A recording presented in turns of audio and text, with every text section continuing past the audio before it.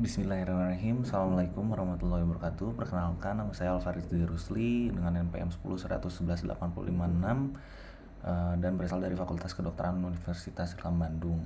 Di sini saya akan memaparkan mengenai hasil penelitian yang sudah saya lakukan dengan judul pengaruh jahe atau Zingiber officinale terhadap penyakit diabetes mellitus tipe 2 secara umum. Ya, dimana untuk pendahuluannya sendiri, jadi untuk diabetes mellitus tipe 2 ini merupakan penyakit yang ditandai dengan kondisi hyperglikemi akibat insensitivitas sel terhadap insulin. Menurut Pusdatin akan terjadi peningkatan angka kejadian menjadi sekitar 21,3 juta orang yang mengidap diabetes mellitus di tahun 2030 dan sekitar 80%-nya ini mengidap diabetes mellitus tipe 2. Penggunaan terapi komplementer pada pasien diabetes mellitus tipe 2 ini itu sangat penting ya, terutama menggunakan herbal untuk di Indonesia ini, karena penelitian penggunaan herbal penting dilakukan untuk membuka wawasan mengenai bahan alami yang dapat dikonsumsi, menjamin pengelolaan potensi alam, dilakukan sebagai jalur pengobatan baru, serta memiliki efek lebih rendah dari obat sintetis, yang dimana penggunaan herbal yang saya lakukan ini menggunakan jahe. Ya, untuk rumusan masalahnya sendiri, yang pertama, apakah terdapat pengaruh dari penggunaan jahe atau Zingiber officinale terhadap penyakit diabetes mellitus tipe 2 dan bagaimana mekanisme jahe dalam mempengaruhi glycemic levels pada pasien diabetes mellitus tipe 2. Dan untuk tujuannya sendiri, mengetahui pengaruh jahe terhadap penyakit diabetes mellitus tipe 2 dan mengetahui mekanisme jahe terhadap dalam mempengaruhi glycemic levels pada pasien diabetes mellitus tipe 2. Untuk manfaatnya sendiri, secara teoritis diharapkan dapat mengetahui mekanisme jahe terhadap patofisiologi pasien diabetes mellitus tipe 2, dan untuk manfaat praktisnya ini diharapkan dapat digunakan menjadi salah satu masukan dan juga bahan evaluasi kepada pihak fakultas, peneliti, serta masyarakat luas dalam penggunaan herbal sebagai pengobatan pada penyakit diabetes mellitus tipe 2. Untuk penata laksanaan tipe 2 ini bisa menggunakan diet, olahraga, pendidikan, dan juga obat. Salah satunya ini penggunaan herbal, yang dimana merupakan jenis obat yang dibuat dari tumbuhan dan juga proses atau diekstrak hingga akhirnya menjadi suatu pil serbuk atau cairan yang tidak mengandung zat-zat kimia. Yang dimana penggunaannya ini saya menggunakan jahe, merupakan salah satu jenis herbal atau tanaman obat yang dapat digunakan sebagai pengobatan, sebagai terapi komplementer oleh masyarakat, yang dimana jahe ini merupakan tanaman pohon-pohon yang paling sering dibudidayakan dan juga dimanfaatkan orang. Nah, untuk kandungannya sendiri dia itu terkandung dua jenis gitu ya, ada minyak atsirin juga pati, yang dimana masing-masingnya ini memiliki kandungan ataupun jenis-jenis zat-zat aktif yang ada gitu, seperti zingiberol, zigiberin, fenol, sogaol, paradol, dan lainnya.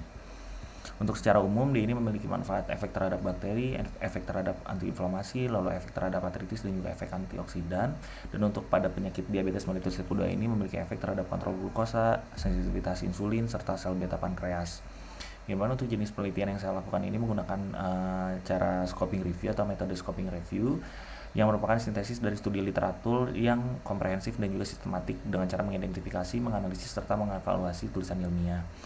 Untuk sampel dan juga populasinya sendiri dari jurnal-jurnal internasional yang berkaitan dengan pengaruh jahe pada pasien diabetes mellitus tipe 2, dan sumber data ini diambil dari 4 database, dari PubMed, Fingerlink, dan juga ScienceRx, serta ProQuest. Dan untuk kriteria inklusinya ini ada artikel penelitian yang telah diterbitkan pada jurnal internasional dan lainnya, lalu rentang waktunya 10 tahun, dan diambil dari research randomized control trial dan juga clinical trial, dan dapat diakses full serta berbahasa Inggris dan juga berbahasa Indonesia. Nah, untuk kriteria eksklusinya sendiri, ketidaksesuaian, artikel yang tidak sesuai dengan PCOS, lalu hasil penelitian yang berasal dari tesis dan lainnya, serta hasil penelitian yang belum dipublikasikan, serta artikel yang duplikasi. Berikut adalah hasil dari pengambilan datanya, yang dimana untuk artikel yang eligible-nya ini total ada 6.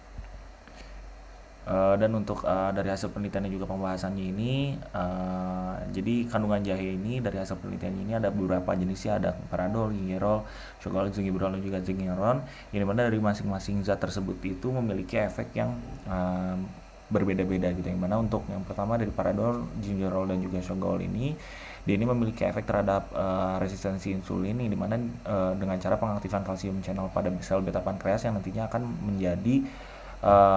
akan meningkatkan proses glikogenesis atau glukosa menjadi glikogen. Dan ada gingerol dan juga sogaol, yang dimana dia itu menghambat ekspresi adiponektin dan juga melalui regulasi TNF-alpha, yang dimana berkaitan dengan reseptor PPAR gamma, yang dimana nanti akan meningkatkan sensitivitas insulin pada adiposit. Selain itu juga ada zingeron, yang dimana zingeron ini tuh dia itu akan mempengaruhi ke bagian hiperglikemi, yang dimana dia itu akan menyebabkan terjadinya peningkatan dari penyerapan glukosa pada adipos, lalu menginhibisi dari alfa glukosidase dan juga alfa amilase, serta menghambat hepatik fosforilasi yang dimana nanti akan menyebabkan adanya penurunan dari kadar glukosa di dalam darah serta meningkatkan daripada sensitivitas insulin serta dari adanya peningkatan daripada kandungan-kandungan glycemic marker yang lainnya.